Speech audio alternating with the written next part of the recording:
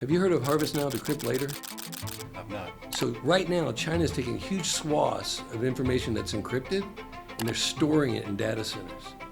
And then when quantum computers come online, or the capability exists to break 256-bit encryption, they're going to go back and unencrypt all that. That's every WhatsApp message, that's every banking, all your medical records, everything out there that's encrypted that you care about is sitting on some server in China just waiting to be decrypted. Very excited to be here today for the next edition of the Potts Power podcast. With us today is retired Lieutenant General Ross Coffman, who has some amazing stories to tell us, both from his service in the military to his now evolution into the realm of artificial intelligence, which we're going to talk about in detail today. Thank you for joining us, Ross. Hey, thanks for having me. I've been looking forward to this for a long time. So, want to know a little bit about your background. How long were you in the military? I was in for 35 years. So, what inspired you at the very beginning, way back, to enter the service? So my parents told me that I had to serve my country in some way. So you could be a Red Cross volunteer, you could be a physician, you can do something to help other people. And so I chose the Army. It's a path that my father, my grandfather, my wife, her father, it's just our families have had a life of service, and it's very important to me to continue in that vein. And did you pick the Army or the other branches, such as the Marines, Army, or Navy, for some reason? I picked the Army because I think it's the best service because of its mission. Humans live on the ground, and we're going to fight wars on the ground in tough places that nobody wants to go to. So I chose the Army because it fit my personality, it fit my mission focus, and it also is what I grew up in. I mean, there's some healthy rivalry, isn't there, between the various branches? I remember from the movie A Few Good Men, there's a line in there when Kiefer Sutherland, who plays I think it's Marine lieutenant, is talking to Tom Cruise, the Navy captain, and says, I like the Navy. When we need to go somewhere, you guys give us a ride, Yeah. right? Oh, it's great. And I think what's really special about the relationship, like Army Navy's coming up soon. And so we'll rib each other. The Air Force has a very different personality than the Army. The Marine Corps is very different than the Navy, but it's like family. We can talk about each other, but don't let anybody else talk about you in front of my face, because I'll defend the Air Force, the Navy, the Marines, the Space Force with everything I got, because it takes all of us to accomplish the mission. Yeah. There's no one service that can do it alone. So when you first entered the Army, was it your plan, your vision at that time to make that your career and to go rise through the ranks like you did to No, Lieutenant General? not at all. I went to a small liberal arts school in Kentucky. It was 800 students. I said there were 799 rich kids and me. And I wanted to get out and get into business and see what that was like. So I thought I'd be in the Army about 4 years. But a funny thing happened.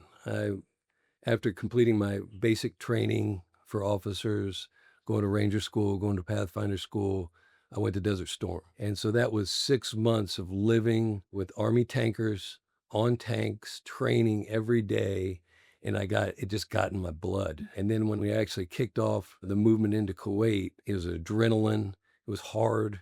What didn't last very long, but it gave me enough of a taste that I was hooked, and I never looked back. There was maybe one or two times in my Army career, well, is there another path that I should take? And I always came back to the simple conclusion that I want to be a soldier, and I want to do that for as long as I possibly can. You referred to yourself as a tanker. What does that mean? So M1 tank, so the Abrams tank, if you're a armored warrior, that is the top of the food chain. The apex predator on the battlefield is an M1 tank. Holds 4 people. It's over 60 tons of rolled homogeneous steel, shoot, move, and communicate on the modern day battlefield and deal death and destruction on anybody that wants to stand in our way. The Army tankers can serve on Bradley fighting vehicles, Strykers, M1 tanks, scouts. It has its own culture of panache and grit, and it oddly is grounded in sustainment and logistics, because those things run on fuel and parts. So you learn a lot being an Army tanker. And, when you talked about the other services and the ribbing each other, same holds true within the Army. The infantry are very proud of their heritage, and the armored forces as well, the artillery. So it's a huge group of people that have specific missions but can't accomplish the total mission without each other. Everyone's familiar with Top Gun, of course, and attitude of the fighter pilots. What's the attitude of the tanker compared to that? Tankers move at a very rapid rate. So when I say shoot, move, and communicate, you can move up to 40 miles an hour in an M1 tank. The map is moving really fast, and there's no Siri on there. So you have to be able to read a map, have a geospatial awareness of where everything else is on the battlefield, and you got to be able to reach out and touch the enemy from a very long distance away with a bullet that goes a mile a second. The tankers themselves, I think, are very humble. When we get into our cavalry units, there's a little extra swagger because they're out in front, and those Army armor officers and soldiers and non-commissioned officers have a very, very dangerous position. So with that comes a little bit of swagger, but I'd say overall it's a very humble group of people. You say the cavalry, did they evolve from what we all think of as the traditional horseback cavalry? Yeah, absolutely. So what you know of the horseback cavalry, when the armored vehicles first saw the battlefield in World War One to get over the trenches that were formed because of the machine guns. So when the machine guns came, now you weren't fighting someone shooting at you as a single shot, but someone that could mow down an entire unit in very quick succession. So then trench warfare came in World War One. Now you had to get the trenches and through the obstacles and on the other side. So the idea was to come up with a tank, and that tank changed the way the battlefield was done. And then the lessons learned from World War One gave rise to people like Patton and others, who then took tactics that the horse cavalry used as well as the infantry used, and we started having armored formations. But of note, the cavalrymen of the day, there were some people that were willing to die on the hill saying, I'll never give up my horse. Horses are the way of the future, not tanks. And you see that today, where people are refusing to accept that drones are going to have a large impact, artificial intelligence, all these things. You have to be adaptive and nimble and to keep up with the times, or your adversary will, and you're going to get punched in the face. So the air cav, is that also part of the Army? Yeah, so that there are reconnaissance units within helicopter units. And so the air cav would work alongside of the ground cavalry and work in unison so that as the ground cavalry is moving, the air cav is then over their shoulder, ensuring that their movement is protected. We're all familiar with Apocalypse Now, of course, and the air cavalry swooping into the villages and killing all the Viet Cong, right? Right. Is that the Army? Yeah, that was the Army in Vietnam. Interesting on that, and you think it through, there was no air defense systems with the Vietnamese. They had RPGs and other things. My father was shot down in a helicopter by an RPG. But by and large, you had freedom of movement in the air, just like in the Iraq War. So the tactics have to be a little different in the future combat that I anticipate. The ground is there to remove the threat to the air, and the air is there to maneuver in support of the ground element. So it's tandem team. But we need our aviators. I think we'll move eventually to more unmanned, but the human in the loop matters, particularly in lethal operations. Let's talk about combat, which, most people have never experienced. It's usually what we see on movies, frankly. Rather than asking you what your most exciting experience was in combat, what was your most meaningful for you as a person, your most meaningful combat experiences? I'll give a couple of examples. We were training up to go in a Desert Storm. So I count this in the combat role. I was a brand new second lieutenant, and it was my first maneuver with my platoon, and it was at night. I got lost.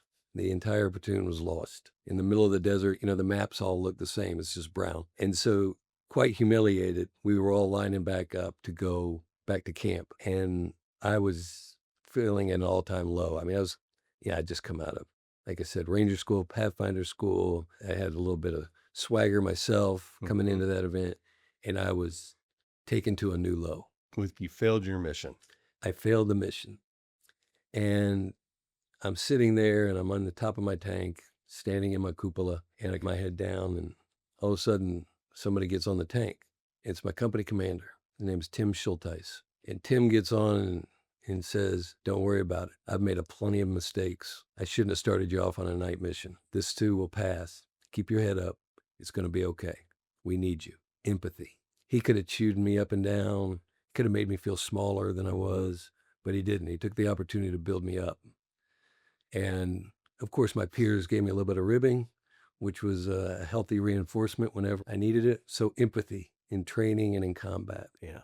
Service. I could get a little emotional here. Every time a soldier is injured, one of my soldiers has been injured, the first thing they say to me is, "I'm sorry, sir." So, this is someone who just got shot, blown up, impacted by events on the battlefield, and they're apologizing to me Because they can't keep fighting. because they can't keep fighting. They know that the struggle that it takes Mhm. to evacuate people from the battlefield, how that changes the mission, and they're apologizing. And every time I think about it and every time it happened, I mean, I'm just fighting back tears. These men and women that hold their hand up and actually say an oath to this nation that they'll support to defend it with everything up, including their life, they're special humans. And it's because of service. They want to be part of something bigger than themselves. They want to fight for the person standing next to them. It's not about what's going on in Washington or political. They're fighting for the women and men on either side of them that are willing to put their life down for them and vice versa. So it's two examples that I'd say that I've learned and I carry with me every day. Yeah, I think everyone would want to know when they say that to you, what did you say back to them as their leader? I generally something along the lines of, "Don't ever apologize for that. We love you. You're going to get healthy. Come on back in the fight when you're ready." Yeah. Yeah. So a lot of what you do today is counseling, speaking to groups about how lessons learned in the military translate to the business world, entrepreneurship, and even life. What are some of the major themes that you address you believe translate from combat, military service, teamwork to living life today as it is today in business and just in general? Yeah, you got to care about people more than yourself. You got to care about the mission more than yourself. You got to care about the success of others more than your success. It's becoming a servant leader. That's what the military teaches you. It's about the team, it's about the mission, it's about others. And all too often I see people screw that up. It's it's all about the bottom line. It's all about their success, their next job, etc. And so for me, as long as you're trying to help other people and you make sure that everyone rises together, that everyone's just as important as you, no matter what title you achieve, you can be successful. I see so many entitled leaders. And my line is, you're not entitled to anything. Those people that work for you, they're entitled to everything. So give them what they need, resource them, and reward them because they're busting their backside for you. And it isn't about you and your ego. You know, they say just because you're successful doesn't mean you got better looking or funnier, right? Remain humble Yeah. and keep focused on what's important in life. It's a great lesson. I know there's some books out there that translate Sun Tzu's Art of War to the business world. Yeah. Do you believe that that's a good translation? And if so, why? And know your enemy, know yourself, Hmm. right? They're all grounded in truth. It's the application that is a challenge. So, yes, I agree with it as on a premise. But I'm telling you, every time you read a leadership book, or every time I read a leadership book, it's like, oh, yeah, take care of other people before yourself. Focus on culture. Hmm. And each time it's like, yeah, no kidding. No kidding. Check, check, check. Of course, that makes perfect sense. Changing behavior is hard. You know, it's not a lesson learned till you change behavior. It's just a lesson observed. So you read these books and you have aspirational intent to change the way you do business. But if you don't take the steps to do that and hold yourself accountable, it doesn't matter whether it's Sun Tzu, Warren Buffett, it doesn't matter because at the end of the day, only you can fix you. Right, right. That's great. Great words of wisdom there. Your military service, you fought in various conflicts. You were head of the command for Eastern Europe. And then career took an interesting turn at that point after that, didn't it? Yeah. So just because people watch this and say you weren't the head of Eastern Europe. So my job was I was a forward deployed command post from the 1st Infantry Division. And my job was coordinating with other countries and U.S. forces for the eventual defense of Eastern Europe. And I would start in Estonia, then I'd go to Latvia, Lithuania, Poland, and all the way down to Bulgaria, Romania, and just coordinating the defense and who has what assets, where are they deployed, etc. And one day my phone rang, and it was General Officer Branch. I was a 1-star at the time. And when General Officer Branch calls you, answer, because they're either getting fired, getting moved, or getting promoted. So it's it's an important thing. And they said, you're moving to Detroit. Now, I'd been in combat units or training for combat my whole life. And I said, what combat units in Detroit? They said, there's no combat unit in Detroit. You know that. I said, yeah, then why the hell are you sending me? He said, well, you're going to go build the new vehicles for our Army. New personnel carrier, fighting vehicle, robots, autonomy, all of that. And I thought I had an out. Their guy said, I got it. I went to a liberal arts school. So if you want to know about the Iliad or Odyssey, I'm your guy. But I don't know anything about engineering. Right. And they said, there'll be engineers that'll work for you. Don't worry. You're going to Detroit. They wanted you because you knew from your experience what worked and what didn't. Yeah, the job I had prior to becoming a general officer was out at Fort Irwin, California, where a brigade of soldiers with tanks and Bradleys and howitzers deploy out there every month, and they fight against a permanent enemy. And it's that and other training centers what made us the greatest army in the world, because they fight, and then we separate forces and we give lessons learned in AARs. And these are no holds barred AARs. These after action reviews, a young soldier can look an officer in the eye and say, when you made this decision, it was wrong, and this was the impact. Well, no other army does that. And because of that, it was started in the 80s. Because of that frank, honest after action reviews, we can get better and better, and metal sharpens metal, and again and again and again. So having come from that environment, the Army knew that I had the experience to then think through how new vehicles would fight, how we would take technology and apply it to everyday problems and future problems. So that's why I was selected. And so, how many years were you? What was that division called that you went to? I was with 1st Infantry Division for a year. And then the forward. That was part of that year. Okay. So I spent, I think, 4 months at Fort Riley, Kansas, and then the remaining time forward deployed to Poznan, Poland. Okay. So, how did you make the decision that it was time to move to civilian life? Okay, so after my time in Detroit, while I was doing the vehicles, there was someone doing helicopters and radios and satellites and on. So there's several general officers that were helping to modernize and transform the Army. I got another call from General Officer Branch. You're moving to Austin. I said, what am I going to do in Austin? You're going to take over your boss's job.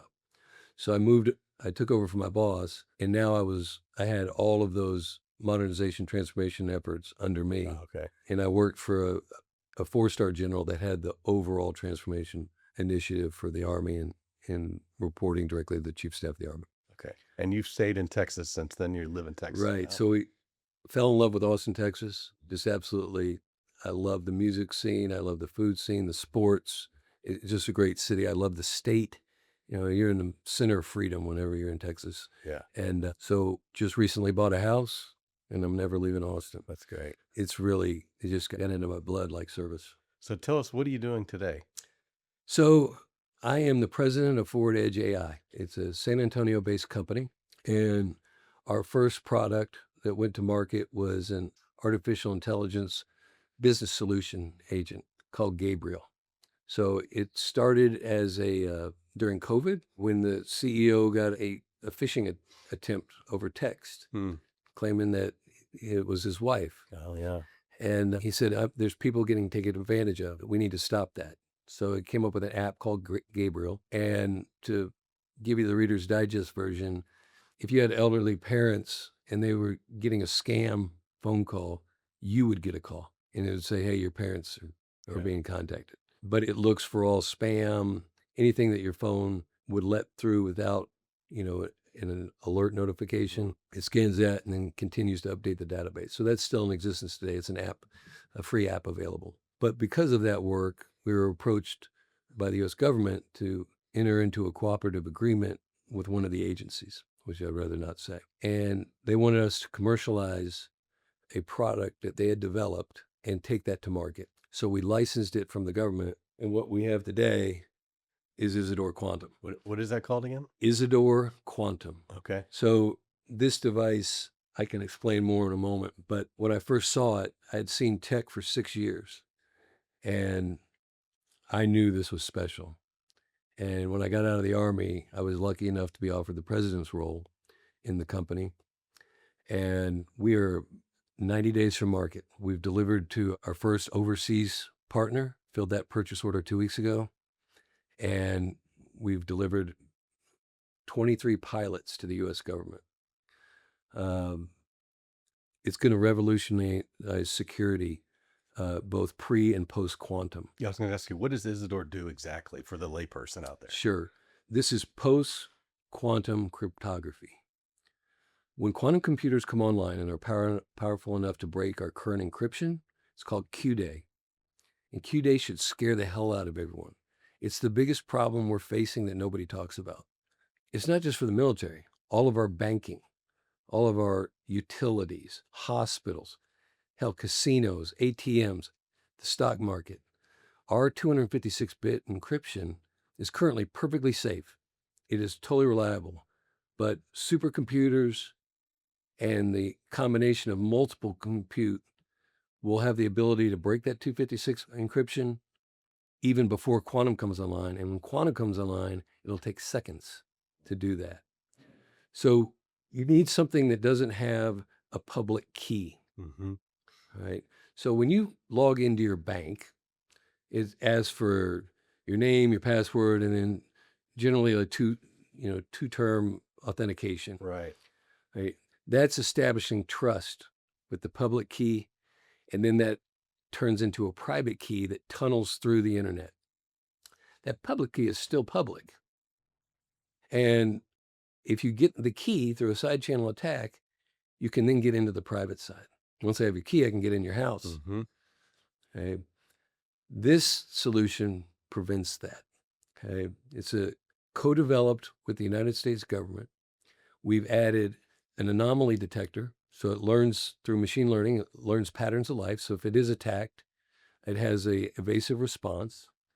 It's galvanically isolated, which means you can't come in through the power line.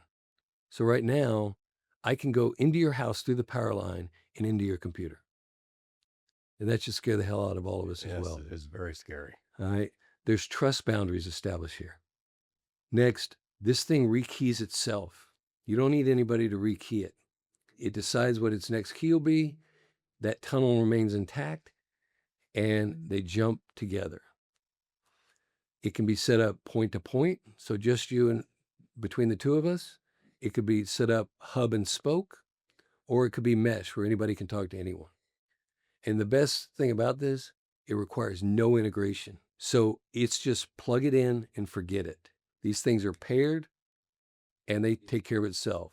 It's a perfect firewall, zero trust by design. This device, or something like it, is going to be needed by over 20 billion devices in the US alone. Mm-hmm. It's a $1.2 trillion market. Yeah. And frankly, while everyone's in it to make a dime, at some point, as someone who's dedicated my life to this country, I want to secure.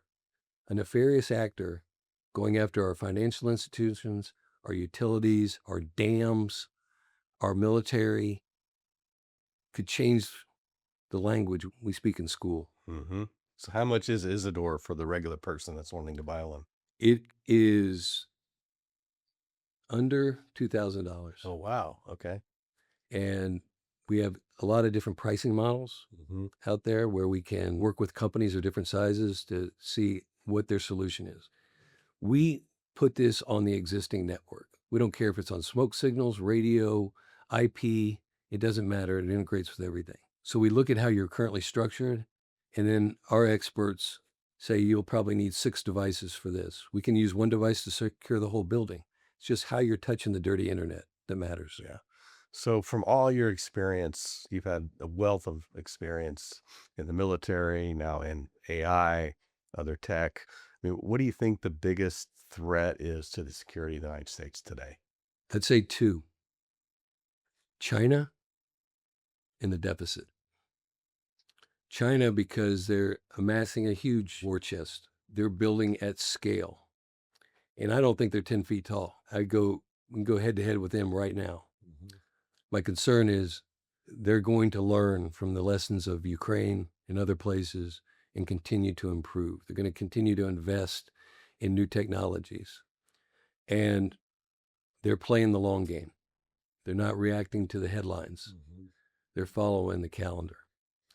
And I do not believe that China is working in the world's best interest.